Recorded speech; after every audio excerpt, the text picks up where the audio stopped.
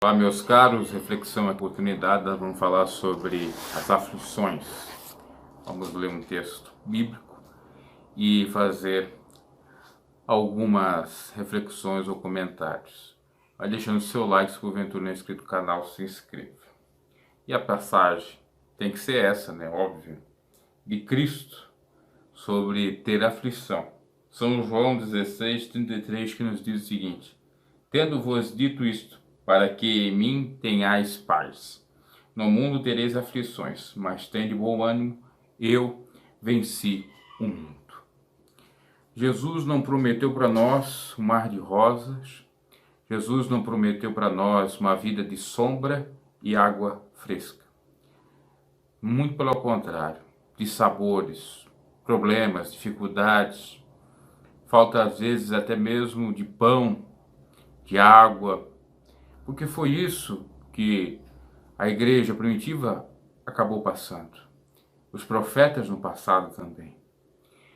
E então, essa teologia maldita da prosperidade, que não teria problema se fosse teologia bíblica da prosperidade, mas como é teologia da prosperidade, ela em si já é um erro, é uma má interpretação, porque não é bíblica no sentido do contexto, e sim, mesmo sendo bíblica, não é porque é de um modo superficial, de um modo que está fora de contexto.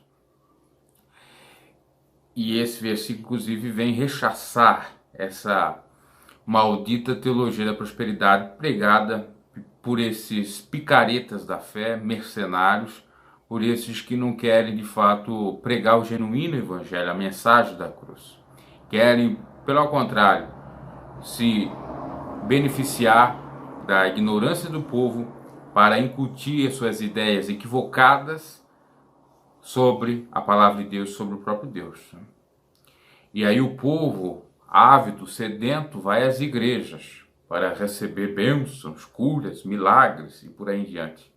Aí não recebe, fica decepcionado não só com a igreja, mas com Deus, né? Mas Deus não tem culpa nenhuma, porque a Bíblia diz que é mister, é necessário vir os falsos profetas, os falsos mestres.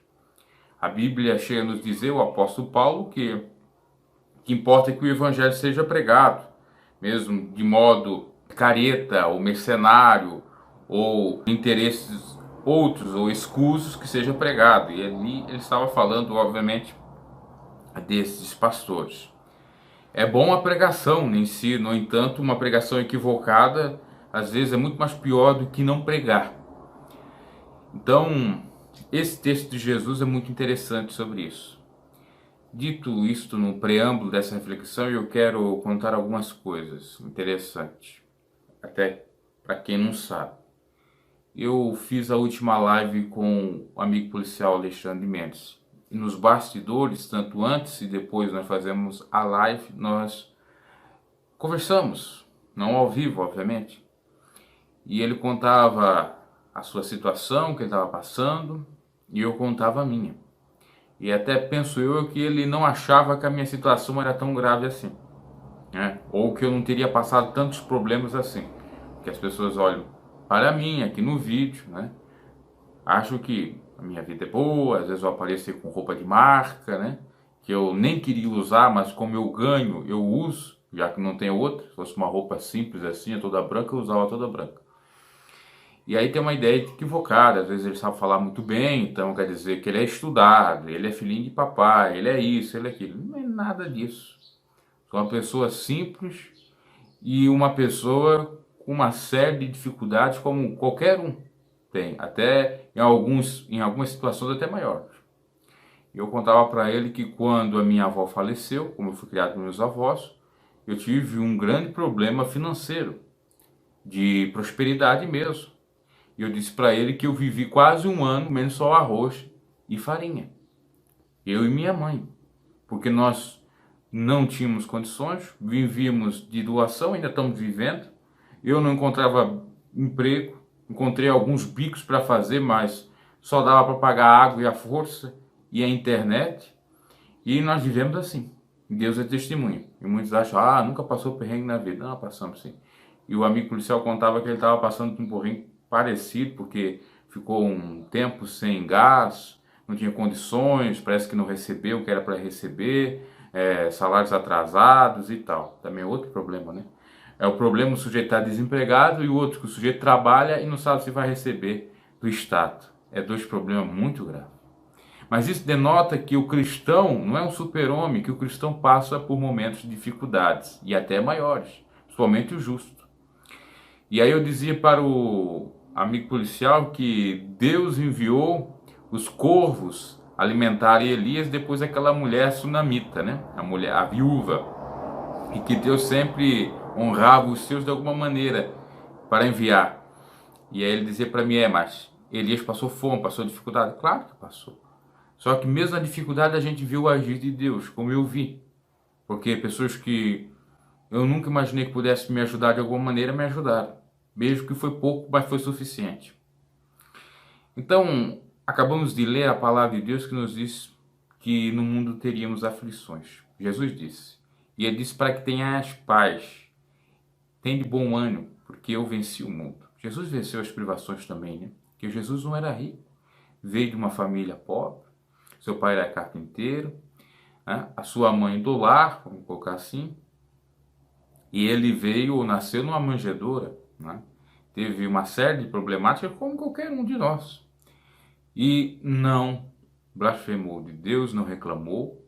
Aliás, foi muito submisso ao Pai, inclusive chegou ao ponto na oração que ele foi fazer no monte de dizer: Pai, se possível de mim, afaste de mim esse cálice. Até porque ele já sabia que ia ser terrível a via cruz. Mas em tudo foi obediente, ao ponto de ele dizer: se quiseres afastar, afasta de mim esse cálice, mas seja feita a tua vontade. E assim a gente tem que fazer. Né?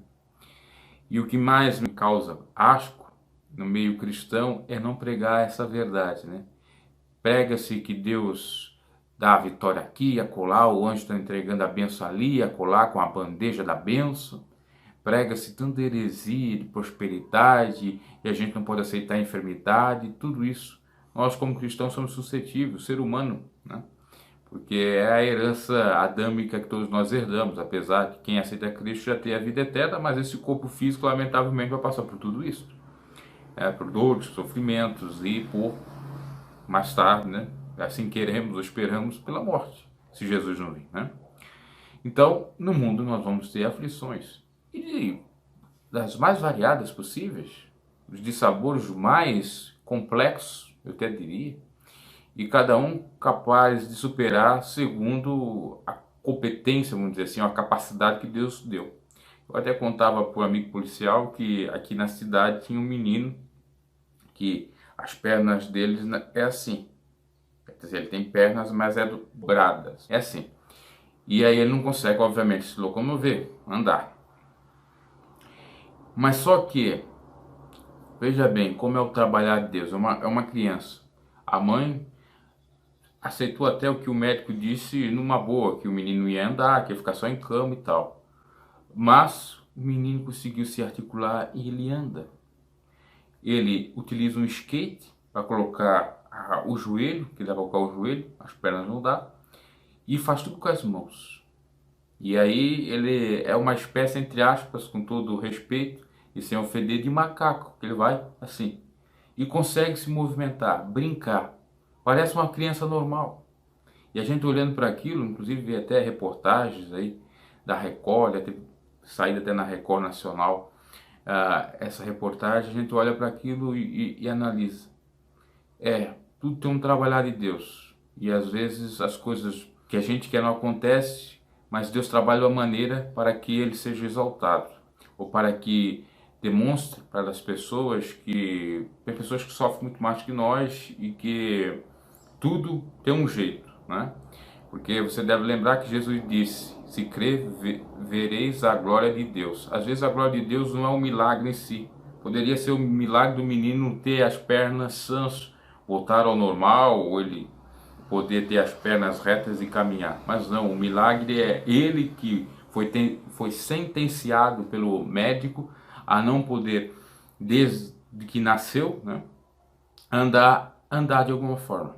Isso é extraordinário.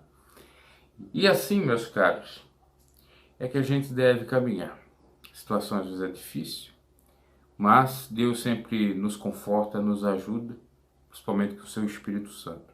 Se Jesus venceu o mundo, as aflições, as dores, os penares, o pecado, nós também podemos vencer, porque nós estamos com aquele que nos fortalece, tudo podemos naquele que nos fortalece. Em Cristo somos mais que vencedores. Então, se nós colocarmos Cristo em primeiro lugar, com toda certeza venceremos todos os males. Deus vai nos ajudar, vai enviar pessoas para nos ajudar de alguma maneira, né? E também devemos pensar que tem pessoas que sofrem situações muito mais adversas do que a nossa. E também temos que pensar que, lamentavelmente, a Igreja do Senhor tem se virado as costas para a palavra, porque não atenta para isso. Qual é o pregador moderno, aí, famosérrimo, que fala de teologia da prosperidade, que prega isso? Quando ele prega essa passagem, é para dizer que Deus não vai deixar, né, sofrendo a vida toda, ou que você não vai nem passar aflição. Pior isso. Pior é isso. Quer dizer que você nunca vai passar aflição. Não, no mundo nós vamos passar aflição. Até porque o Senhor é o socorro bem presente na hora da angústia, da aflição. Porque se não tivesse aflição, o Senhor não viria como socorro, né? Então as coisas às vezes acontecem para a ação de Deus. Haja vista que o próprio Deus também prova a fé dos cristãos, né? Nós seremos provados como o ouro é provado no fogo. E às vezes são as aflições, o sofrimento, para ver se a gente murmura, para ver se a gente fala mal de Deus e tal, né? Ouvir as costas pro mesmo. Nós devemos ser fiéis como foi Jó, que sofreu todas as consequências. A mulher dele mandou ele amaldiçoar a Deus e ele disse, como malucas falas. Como malucas fala, né? Nu eu vim esse mundo e nu eu sairei. Então ele foi temente fiel, mesmo perdendo tudo, né? E o inimigo dizia para Deus, olha, tira lá as coisas dele para ver se ele não murmura de ti, né? E às vezes Deus permite algumas aflições acontecerem para a gente ter essa reflexão, para ver se a gente é fiel a Deus, se a gente é grato, porque agradecer a Deus tendo tudo é muito maravilhoso, né? Qualquer um pode fazer, é muito fácil. Quero ver agradecer a Deus não tendo nada. E uma outra coisa a pensar também é referente a algumas pessoas a terem algum tipo de aflição, não porque estão passando as privações mesmo, mas porque tem uma certa patologia ou transtorno de ansiedade, alguma psicopatologia, melhor dizendo, que não consegue enxergar as coisas, né? Que às vezes querem muito e não podem ter, ou às vezes têm muito e não são pessoas altruístas, são egocêntricas, aí perde alguma coisa e já fico chocado, já fico achando que é o fim do mundo. E às vezes acontece isso também para tirar a soberba do ser humano, né? Deus permite determinadas aflições ou açoites, porque Deus repreende e castiga todo aquele que Ele ama, né? Deus não tem prazer na morte do ímpio. Enfim, nós poderíamos meditar bastante coisa sobre isso, mas acho que essas palavras serviram aí para, de fato, nós fazermos uma reflexão muito interessante acerca de no mundo tereis aflições. Não pensa que é tudo mil maravilhas, mas que nós temos a força de Deus para vencer a tudo, e assim como Jesus venceu, nós também podemos vencer, seja a enfermidade, seja o problema, a dificuldade financeira, o conflito conjugal, o que for. Para Deus nada é impossível. Que Deus os abençoe e até a próxima. Quando você em Deus deposita sua fé em Deus.